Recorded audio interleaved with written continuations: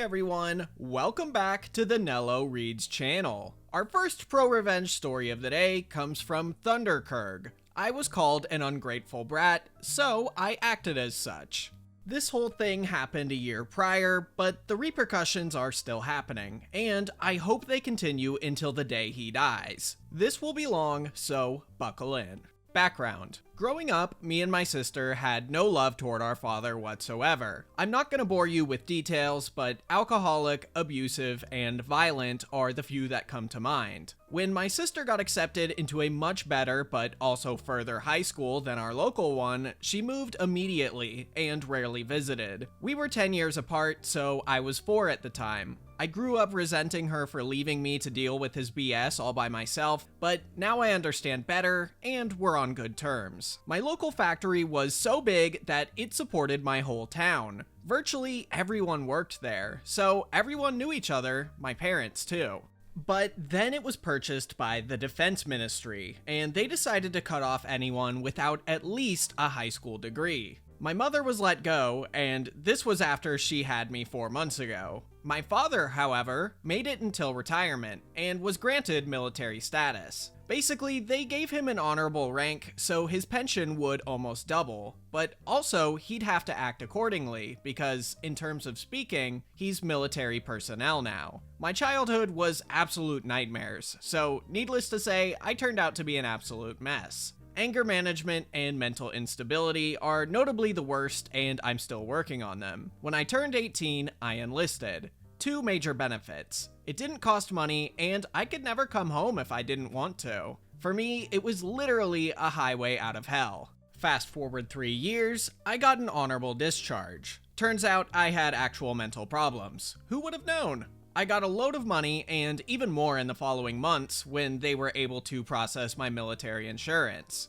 I came home to find my town incredibly underwhelming, and my father hadn't changed a bit. Not wanting to spend the rest of my life in this hellhole, I took what I could and moved to the city where my sister was living. The last words dear old dad said to me was, "You'd never make it." Because apparently, being discharged for a mental illness showed that I was a coward. Also, I think he didn't like that I was tougher than the boy who used to obey his every word that I once was. I'd stood up for myself more in the few weeks I'd stayed with him than the entire 18 first years of my life. I moved to a new environment, took up a blue-collar job, I was pretty beefy thanks to the military, and decided to pursue a career in IT, all the while taking care of my mental health. When it all started.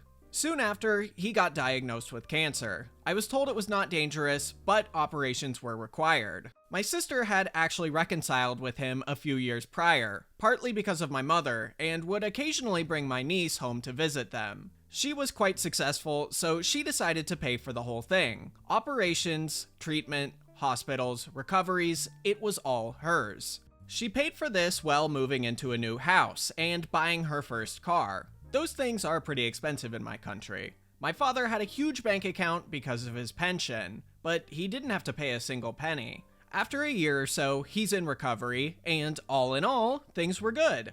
During this time, I was struggling with working and studying, living paycheck to paycheck, and had to rely on a social program to get treatment for my illness. I visited him after every operation, though it wasn't anything tearful. If he didn't poke at me, I was fine. After nearly a year of staying at my sister's house, he and my mother headed home after his doctor gave him the go-ahead. At the time, I was looking for a new job, because the current job was horrible, and it made my mental health actually worse. I was lucky to find one where most of my skills transferred, and I had enough time to finish my studies. One day, my mother called in tears, and asked me to come home that weekend. She told me that my father had been seeing someone else. Now, I must admit, I'd not put anything past this man, but I thought she was being paranoid. She still is, up to this day, about everything. And I resented the thought of going home on a 4-hour trip both ways just for something that's utterly unimportant. So I calmed her down and swept it under the rug. Fast forward a few months, I got another call, this time from my sister. She came to visit that week with my niece to inform them that she was 3 months pregnant. What was supposed to be a happy reunion turned into an absolute crap show.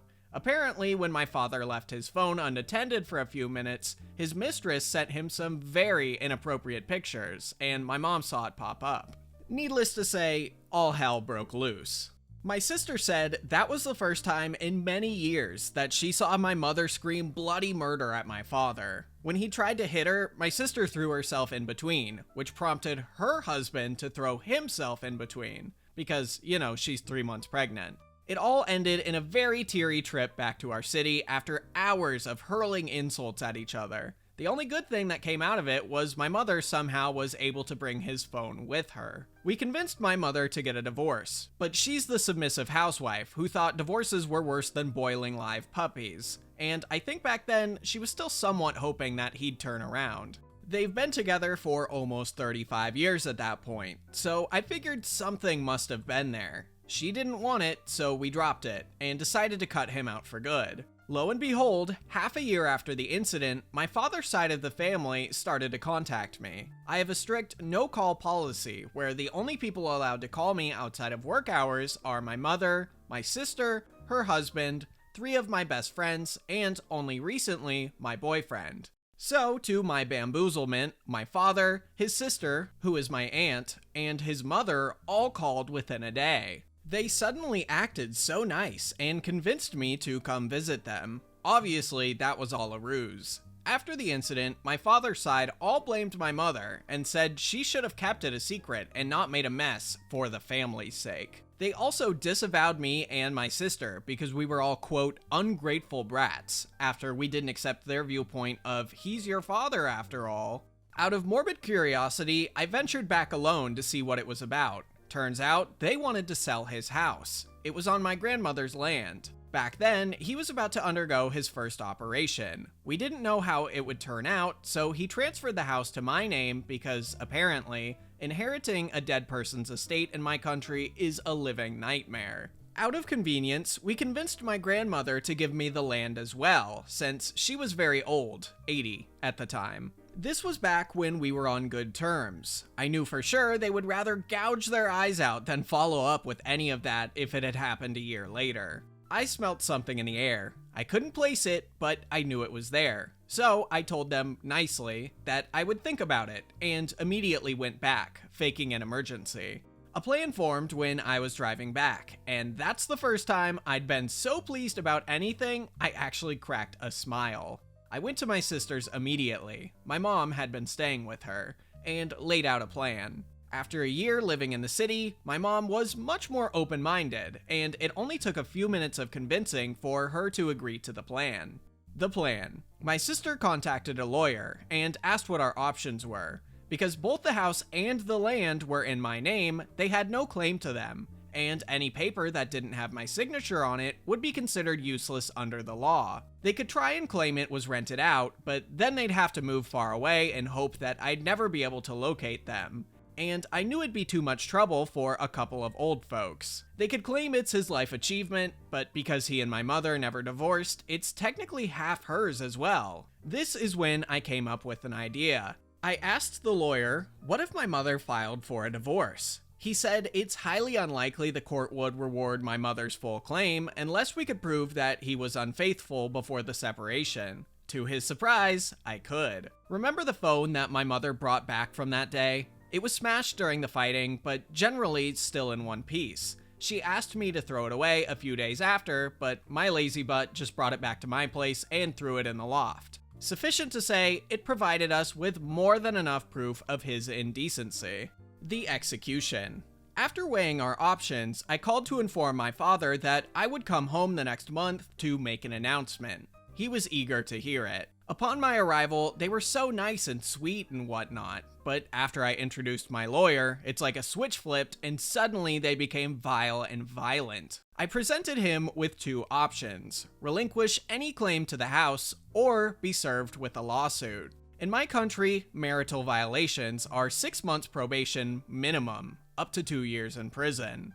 After a lot of screaming, name-calling, and feet-stomping tantrums, he kicked us out. So naturally, I assumed he chose the latter. At the first hearing, my mom, me, and my lawyer were present. It turned out to be another screaming contest in which he made up all kinds of lies about my mother. At some point, my lawyer leaned in to tell me that if the officer didn't stop his ranting, it's likely that they were buddies, so he asked me to let him handle things. The officer told us this case wasn't a priority, it would take months to process, we wouldn't like the paperwork, and that it's best to settle this out of court. My lawyer politely declined and told my father to expect another hearing soon, under much less friendly circumstances. He tried one more tactic in between, which was calling all the relatives and telling them how my mother was a B-word and that I was an ungrateful brat. Very few of them took his side, and even if all of them did, I would have never let him go that easy. In the second hearing, he finally cracked and agreed to my terms, which were relinquishing any claim he might have had of the house and divorcing my mom. Basically, the only person who has any claim to the house now is my mother. I agreed to let him keep living in it for the rest of his life though, but not anyone else, aka his mistress, whom he was basically living with. The revenge. This was where my work started. First, my sister gathered all the receipts from all the medical bills she had paid for his treatment. A few of them were missing, but we were able to put together a huge folder. I also crapped my pants learning how expensive cancer treatment could be. Not a fan. When we had a general sum of the money, we billed him for it. This is very unethical in my country since children are expected to take care of their parents, but we threw that out the window long ago. We also knew it was not a criminal case, so we just went to small claims court and then sent the bailiffs to collect, which was just one lady. She went on with an I don't give an F attitude, and when he failed to comply, she sent in the thugs, the police, to start seizing assets. So say goodbye to the wooden furniture, a 27-inch smart TV, a fridge, and a reclining massage chair, which were all bought by my sister as well. He had to pay out of pocket because that lady insisted they continue seizing whatever he bought until she saw the money. Although the final amount was halved. My mother, under the eyes of the law, shared half of that for some reason. It still cost him 70% of his savings. Of course, this wasn't about the money. We were just petty. We told the moving company they could do whatever they wanted with the furniture.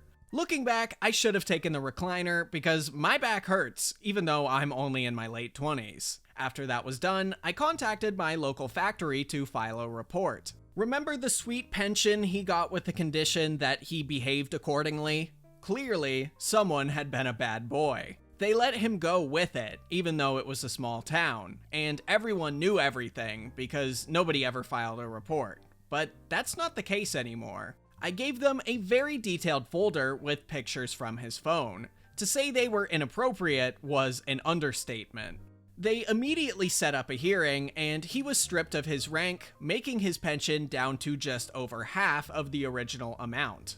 I knew this because old folks gossip like their lives depend on it, and my mother is not excluded. She was very happy hearing about that, and it's all she talked about for a month.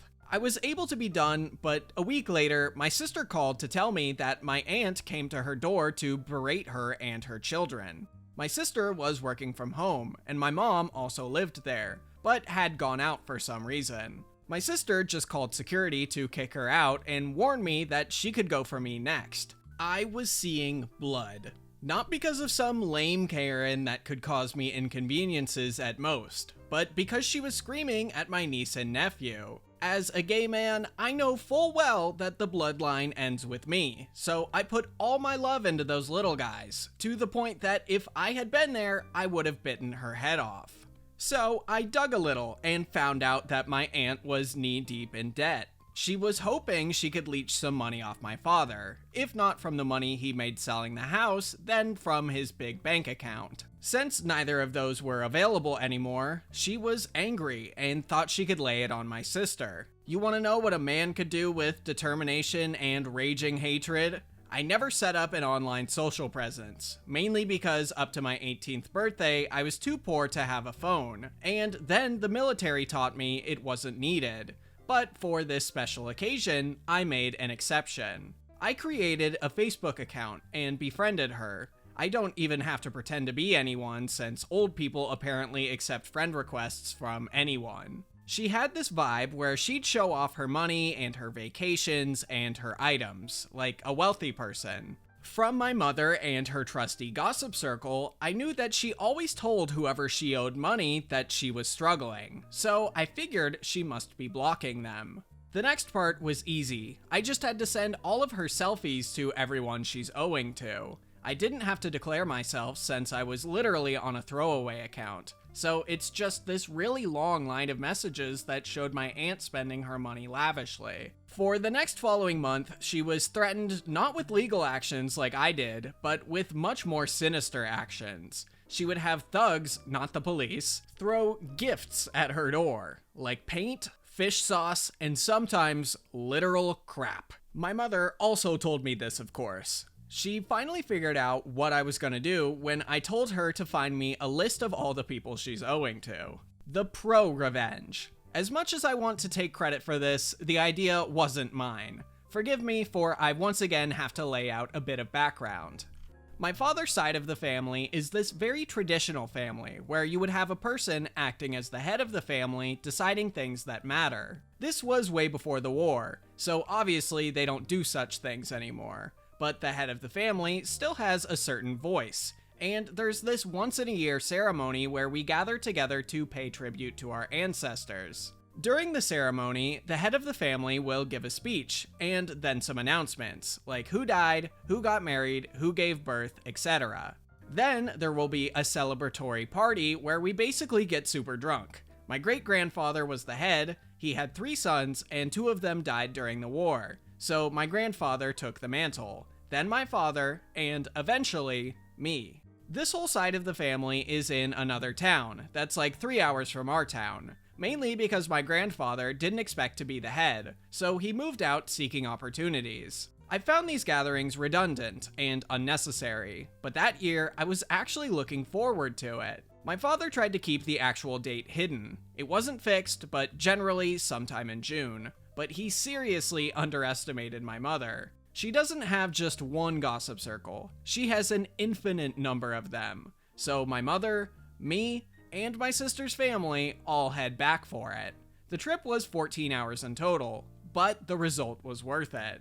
We timed it so we would come 2 days earlier than my father, again thanks to her gossip circles. This side of the family had never heard the full story before, only the version my father gave them, which was that he and my mother left in good faith.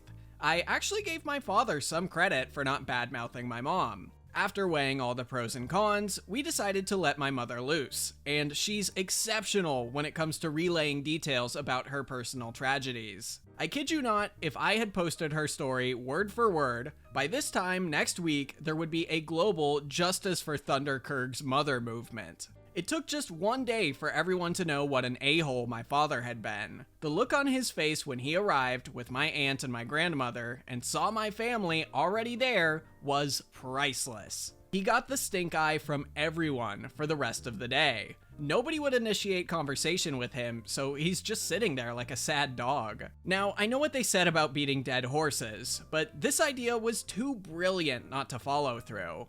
My uncle, let's call him Oliver, came up with this.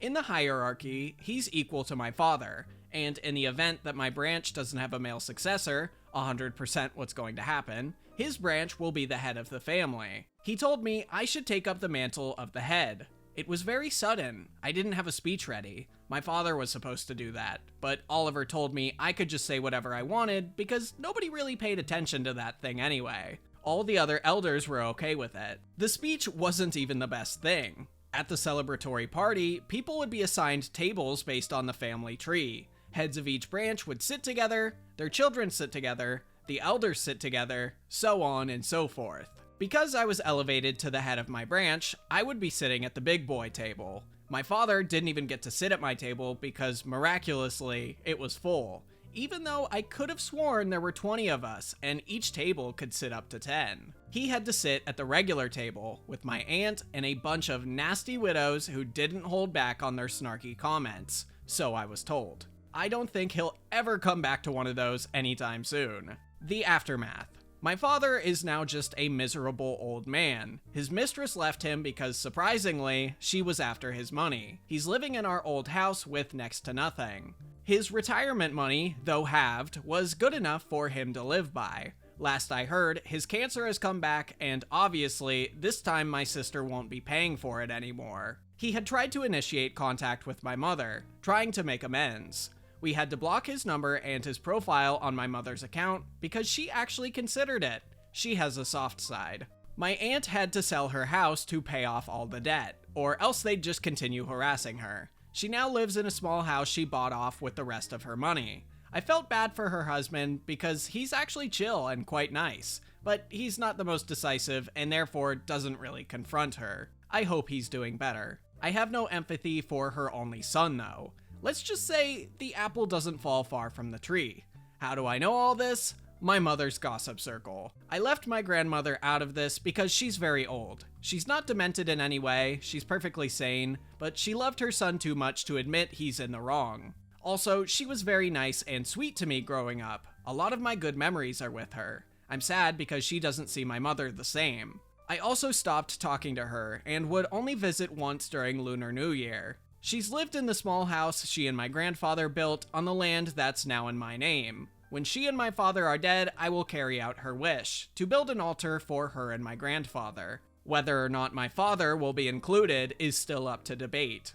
Just to clarify, all of this wouldn't have happened if he had just acted in good faith. He could have called us back, announced that he'd be leaving my mother, and I wouldn't have given a damn. Instead, he was trying to scream and punch his way through it, so I acted in response. Also, I deleted that Facebook account. I'm crazy, but not that crazy. I think one of the craziest parts of the story is that infidelity is a crime in OP's country, but the father still went through with it anyway. Like, you think he'd at least try and be a little careful. But in the end, I think he got what he deserved. Like OP said at the end of the story, if the father had just, acted like a normal human being and not a scumbag, none of this would have happened. He could have had his new girlfriend, his money, and much less drama. Anyway, I hope you enjoyed today's story, and I'll see you in the next one.